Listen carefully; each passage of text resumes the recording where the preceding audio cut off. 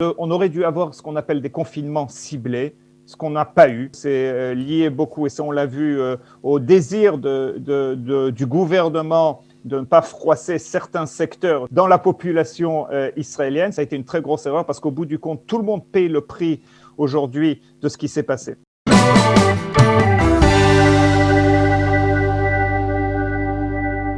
Professeur Cyril Cohen, bonjour, Boker Tov et Khatima Tova. Bonjour, Boker Tov et Gmar Khatima Tova.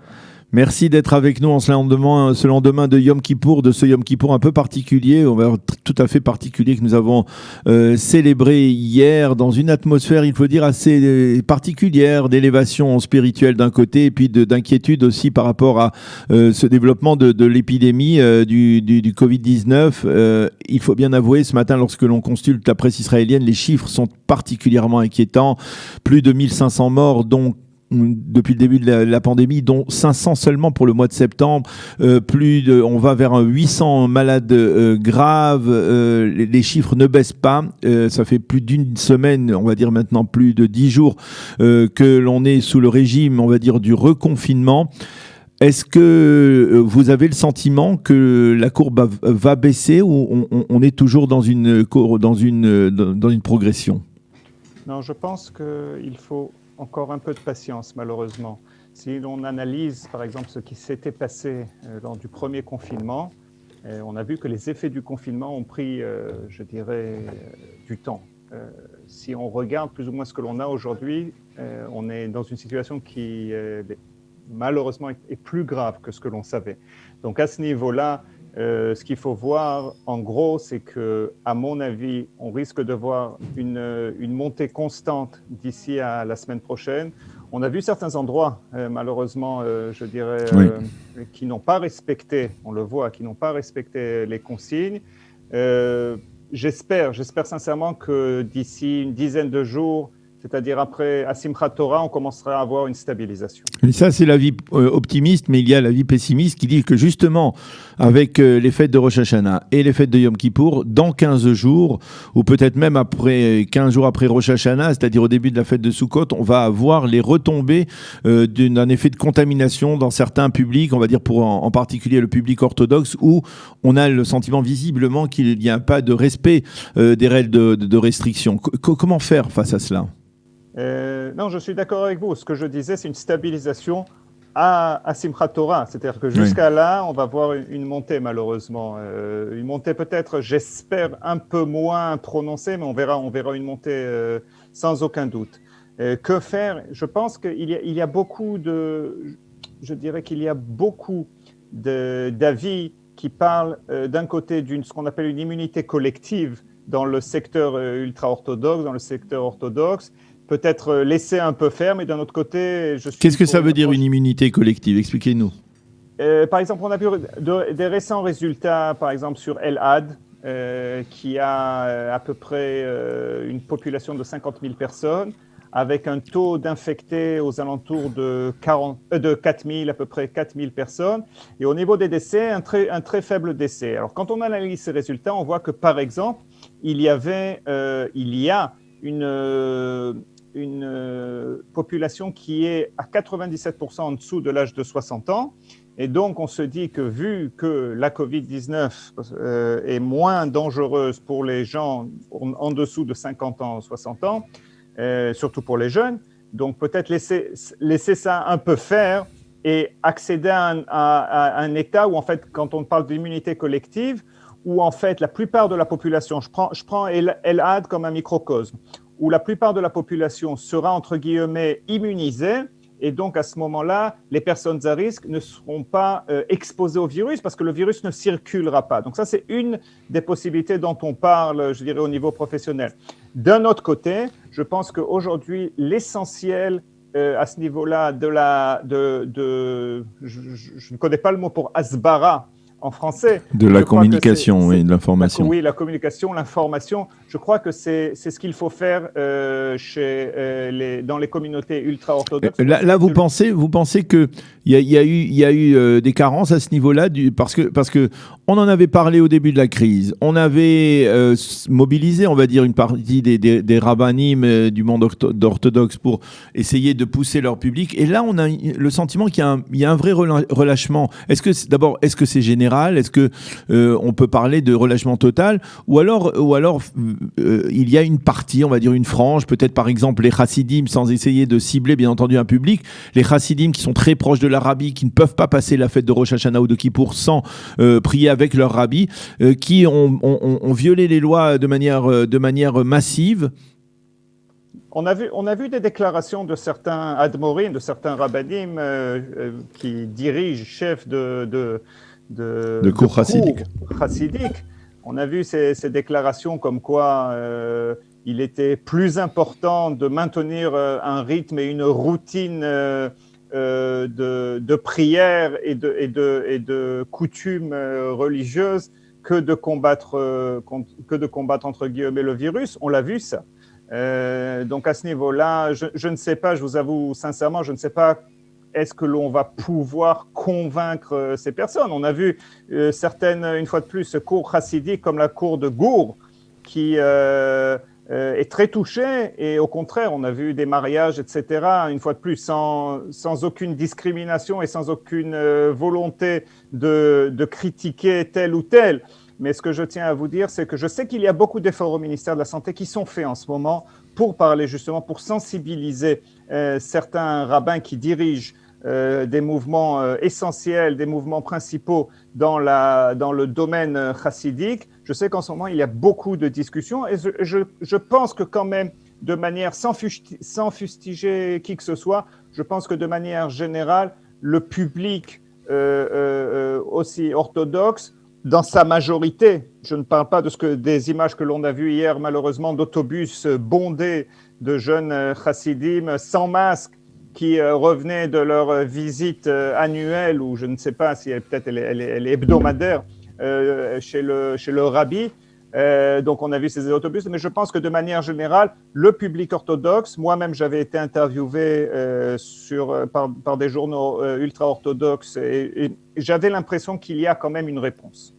Alors, les chiffres sont inquiétants. Il y a aussi cette hausse du nombre des malades graves qui n'est pas accompagnée par une hausse du nombre de malades sous assistance respiratoire. Je ne sais pas si c'est vous qui nous aviez expliqué qu'aujourd'hui on place avec plus de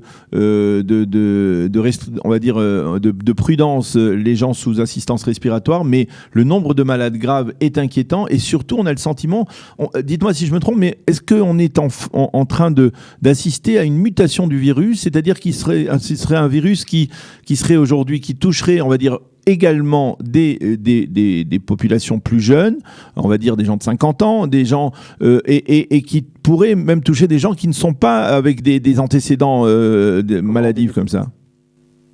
Oui, donc je dirais qu'au niveau biologique, nous n'avons pas pour l'instant de témoignages ou d'évidence ou de preuves que ce virus a changé. Non qu'il soit moins virulent, et non qu'il soit plus virulent. Donc ça, on met ça de côté. Maintenant, comment expliquer cette hausse ?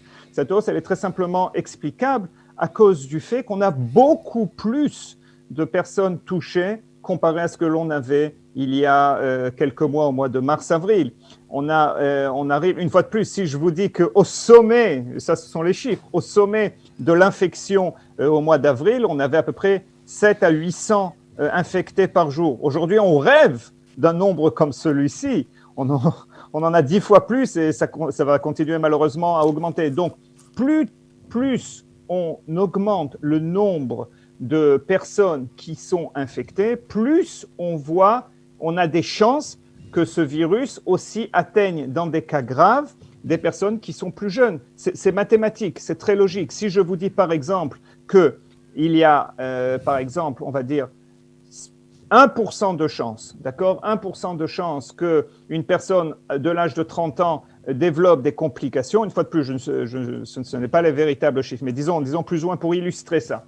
Et si aujourd'hui, j'ai, je ne sais pas moi, 800 malades, ok, ça va dire peut-être on a 20 personnes comme celle-là. Mais si aujourd'hui on a 8000, c'est 250, et ce sont des gens en général qui, une fois de plus, attirent l'attention parce que ce sont des gens, comme vous le disiez, qui n'ont pas de comorbidité. Donc, c'est une question statistique, purement statistique.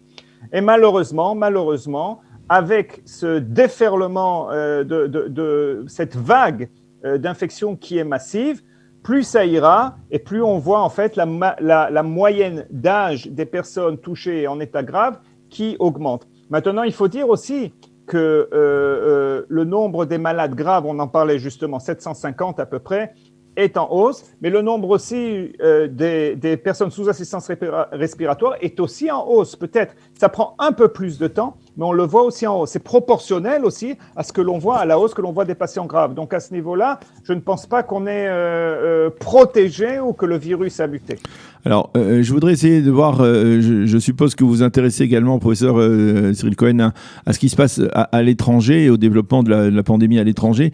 Et là, on a le sentiment qu'on est en train de battre des records pour Israël, c'est-à-dire apparemment Israël est le pays qui a le taux le plus important de positifs parmi les pays. Je ne sais pas exactement si c'est une donnée confirmée, mais en tout cas, en tout cas, est-ce que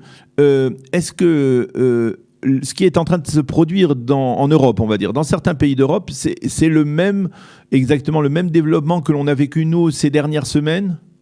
C'est un développement qui est, je dirais, un peu similaire. Je vais essayer en quelques mots, je vais essayer de résumer un peu la situation, si vous me le permettez. Donc, d'abord, ce qu'il faut voir, c'est qu'en Israël, on teste beaucoup plus.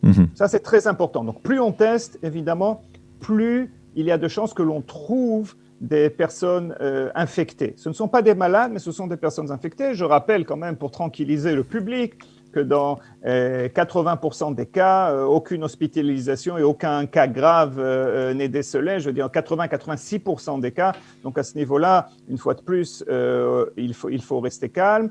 Je dis bien que la situation des hôpitaux est alarmante, mais quoi qu'il en soit, il faut regarder le tout. Donc on teste beaucoup plus.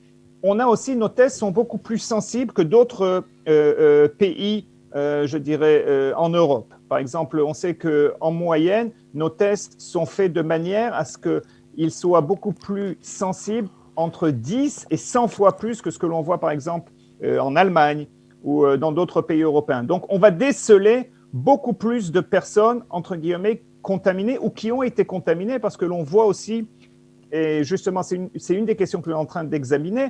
On voit aussi que malgré le fait que certains tests soient positifs, que quelqu'un est positif, il n'a pas beaucoup de ce qu'on appelle de portage viral qui lui permet d'infecter d'autres personnes ou lui-même d'être malade. C'est-à-dire qu'on décèle beaucoup plus de personnes. Donc, au niveau du baromètre, moi, je conseillerais, c'est sûr que le nombre quotidien de personnes positives est un symptôme.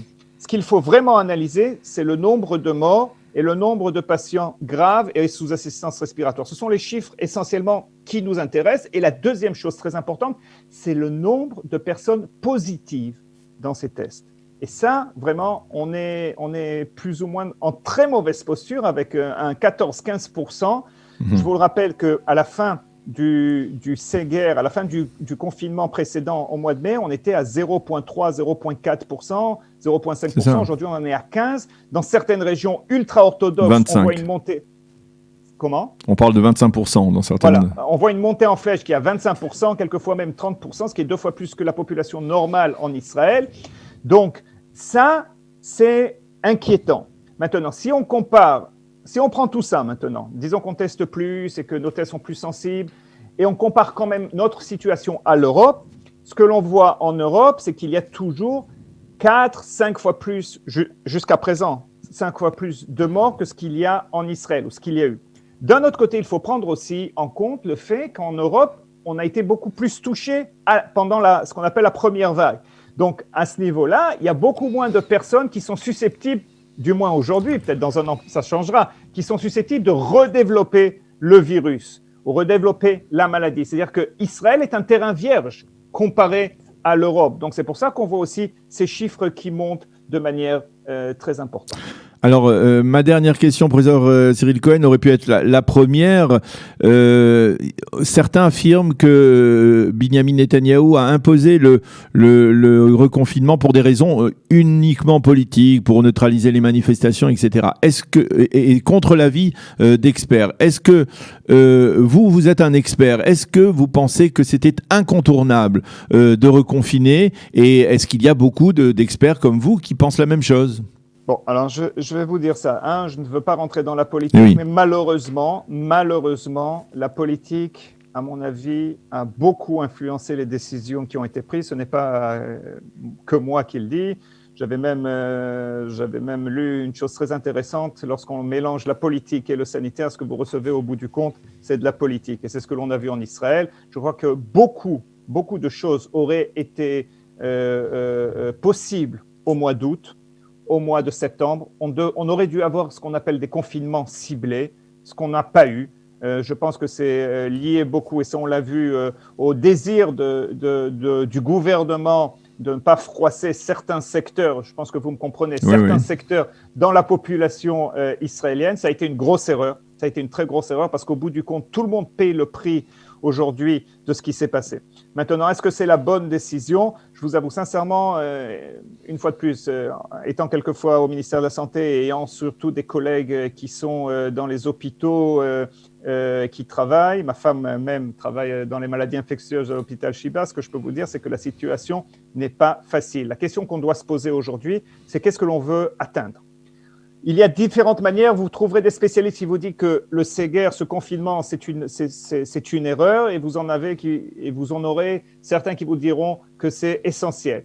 Moi, je vois la situation aujourd'hui des hôpitaux. Je suis assez inquiet à ce niveau-là, parce que en fait, le dialogue que l'on a aujourd'hui, c'est on va pouvoir traiter, on va pouvoir continuer à traiter, mais la qualité du traitement sera peut-être moindre. Donc, ça, c'est inquiétant. C'est inquiétant aussi parce qu'il y a d'autres maladies. Le cancer, les AVC ne sont pas partis en vacances à cause du Covid. Ça existe toujours. Et lorsqu'on le ferme, par exemple, il y a certains hôpitaux qui ont reconverti leurs urgences ou leurs unités internes. ICU, enfin leurs unités de Tipoul Nimratz, donc de soins intensifs. Elles ont été reconverties en soins intensifs Corona. C'est un problème, surtout avec l'hiver qui arrive. Donc, je pense, vu, entre guillemets, le succès que l'on a eu au début avec la première vague, je pense que ce confinement va nous aider à mitiger, à essayer de freiner un peu cette hausse qui est assez importante. D'un autre côté, il y a des conséquences, malheureusement, des conséquences économiques, et je pense que ce n'est pas la meilleure chose. Par exemple, il y a certaines choses que je permettrais personnellement qui seraient beaucoup plus simples, comme par exemple les enfants en bas âge, les GAN et peut-être les CP et CE1, leur permettre de retourner à l'école, parce que l'on sait qu'ils ne sont pas, ils peuvent être vecteurs, mais ils ne sont pas essentiellement touchés, et leur taux d'infection est assez bas. Donc à ce niveau-là, peut-être sont certaines considérations, c'était juste un exemple qu'il faut prendre en compte. Le seul problème, c'est qu'il y a un manque je dirais, il y a une crise de confiance au niveau du public. Et vous me demandez pour les manifestations, je pense qu'il faudrait interdire tous ces rassemblements. Pas au niveau démocratique, est-ce que c'est permis ou pas, mais plus, comme on le dit en hébreu, le marétaïm, comment c'est perçu par le public. C'est normal, quelqu'un vous dit, je n'ai pas le droit de passer la fête avec mes proches, mais on permet à 3000 ou 4000 personnes de se rassembler pour manifester. Je pense qu'il faudrait, ça c'est mon opinion personnelle, je pense qu'il faudrait faire une petite pause à ce niveau-là. Eh bien, professeur Cyril Cohen, merci beaucoup d'avoir été avec nous, de nous avoir fait partager vos sentiments au lendemain de Kippour, et donc dans le cadre de ce reconfinement qui risque d'ailleurs d'être prolongé. Binyamin Netanyahou l'a dit, on ne parle pas d'un prolongement de semaines supplémentaires, d'ores et déjà. Merci beaucoup d'avoir été avec nous, et à bientôt, bonne santé. À bientôt. Pareillement à vous aussi, à bientôt, au revoir.